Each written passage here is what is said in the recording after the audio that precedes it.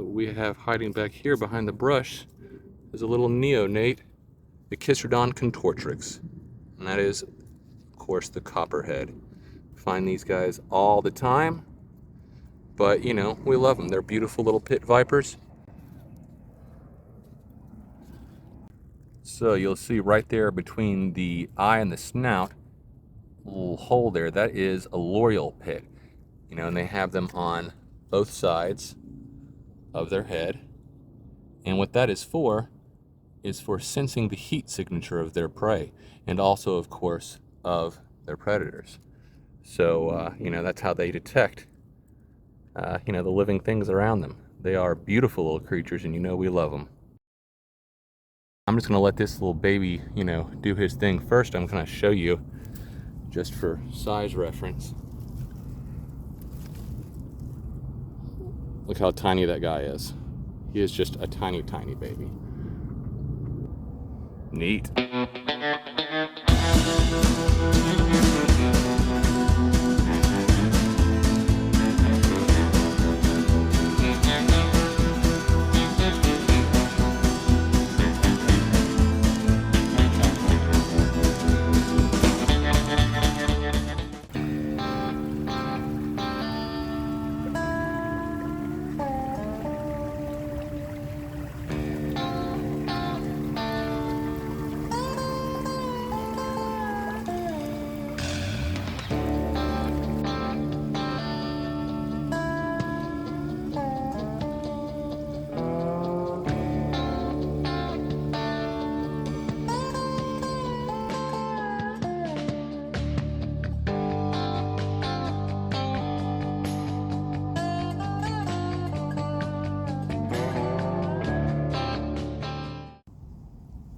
See what we got under this log here, if I can even lift it, because it is pretty big.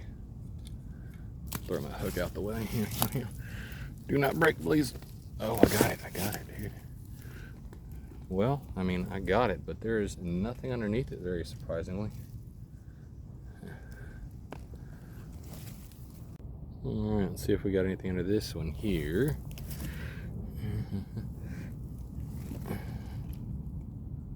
And that would be no.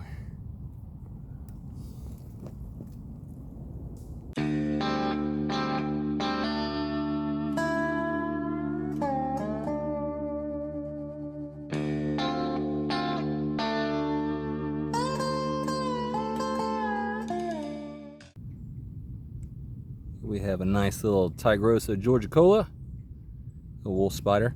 Not really little though, because he's probably about somewhere about 1.5 inches, 2 inches. Probably about 2 inches by now. Probably about 2 inches.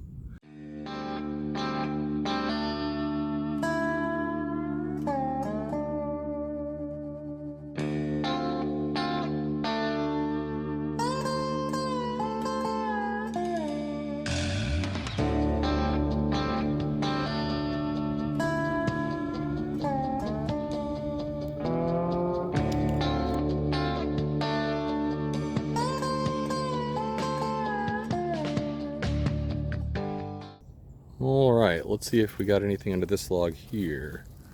First, you want to check along the edges. Make sure. Ooh. Ha ha ha ha. Right there. Little copperhead.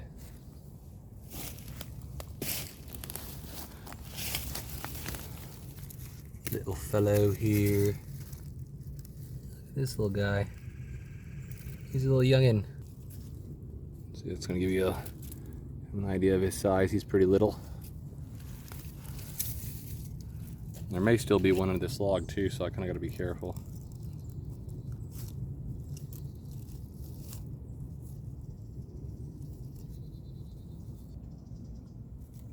Get a better look at him on this log here.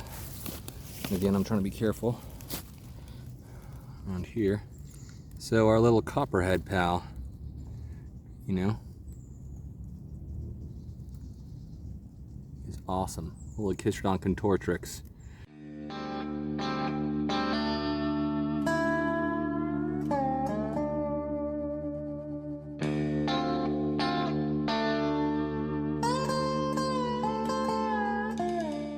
They have hemotoxic venom.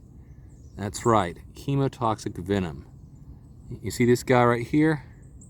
First you'll see his vertical pupils, and that is not always a sign of venomous snakes, but it quite often is. Now you'll see the little holes right there, the whole hole on both sides. You'll see right in between his eye and his snout, which will let you know that he's a pit viper. Those are l'Oreal pits, which he uses for sensing the heat signature of his prey and for predators that might be trying to attack him. This one is actually quite young. He is probably this year's baby, I would say. I mean, he's too small to be last year's baby. Anyhow, you know, I know when I've looked into them, you know, as far as what other people have to say, a lot of times they'll say that copperheads actually have kind of a spicy temperament and they're very prone to striking. But honestly, I don't tend to find that.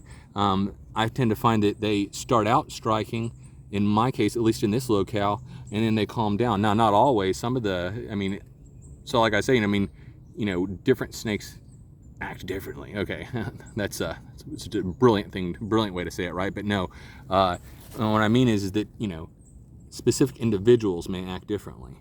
There's some that are really calm, and then there are you know, some that are definitely not calm. And then that might have a lot of variables, including, you know, temperature outside, what they've gone through. Maybe they just evaded a predator, and then they see you, you know, and then and of course they're probably not in the mood to be messed around with. But anyhow, this little guy is pretty calm at the moment. Let's have a little better look.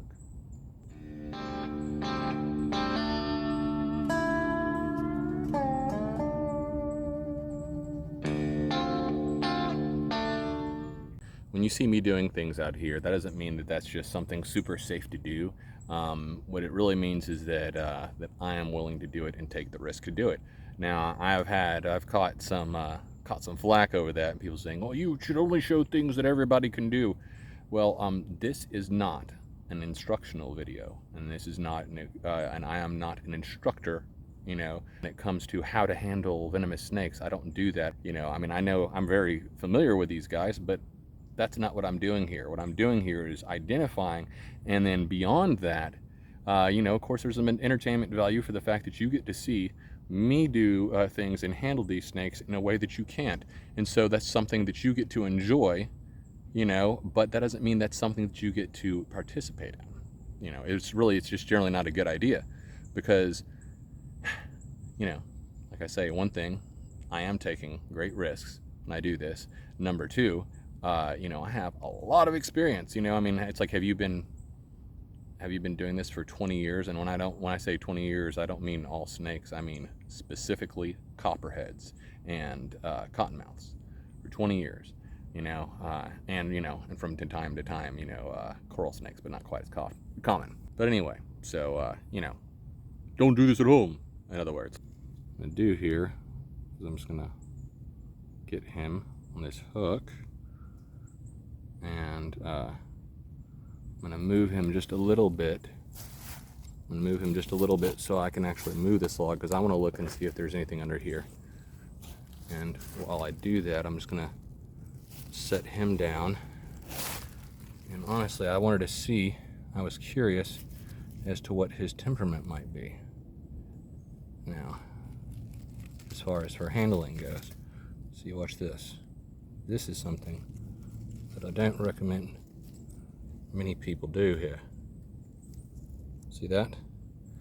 And what I'm doing is, and the reason why I'm going hands-on like that, this is not because, you know, I'm some idiot that is out of my mind. I'm not crazy. I'm actually building an understanding of these guys, their temperament and the way that they act, their behavior. I am incredibly interested in copperhead behavior, and over time I have really learned to spot just the minute differences between specific individuals.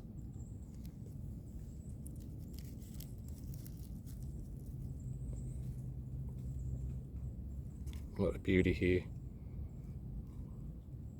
What a beauty. See? He's just a calm little fellow. All individuals are different. And people just take it for granted that, you know, a venomous snake is a venomous snake. Now, the fact is, there is one thing that all venomous snakes have in common. You know what that is? Their venom. So, you know, it's not something that's just super safe, or sounds like a tree's about to fall down over there. That's actually I'm a little bit more concerned with than this. But it's not something super safe or something that can't go wrong. I know it can. But to learn, sometimes you have to, you know, you have to be willing, somebody has to be willing to take the risk to find out if something is indeed a fact or not. If something is a possibility or not. You know, those things, they take doing. It's not, a lot of times they take risks, especially when you're dealing with a pit viper.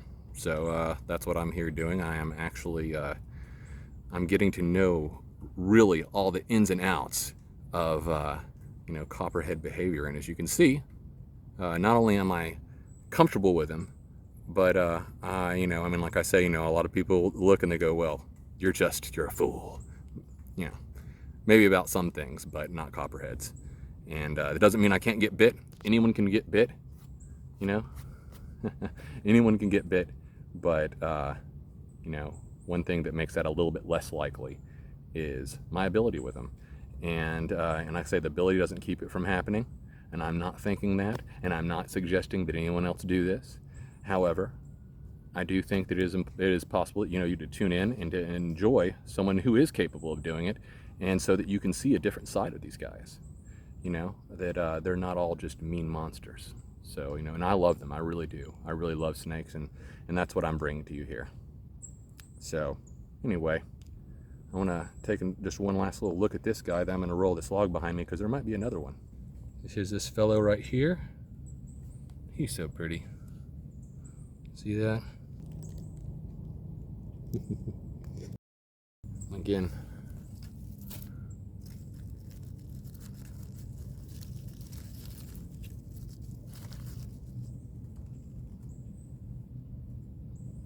This guy is such a little sweet little fellow. I don't recommend everyone do this.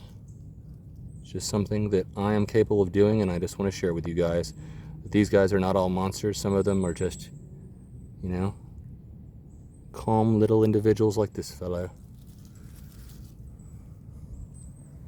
Gotta love him. Anyway, let's see if there's anything under this log here, if I am capable of rolling it, and then we'll put him back where we found him. I'll leave my hook just right beside him there, though, so I can I can spot him right off the bat. Oh, God dang it.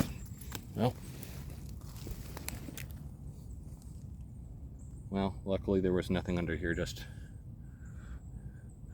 a little bog. Nothing much. Now, take this guy right here.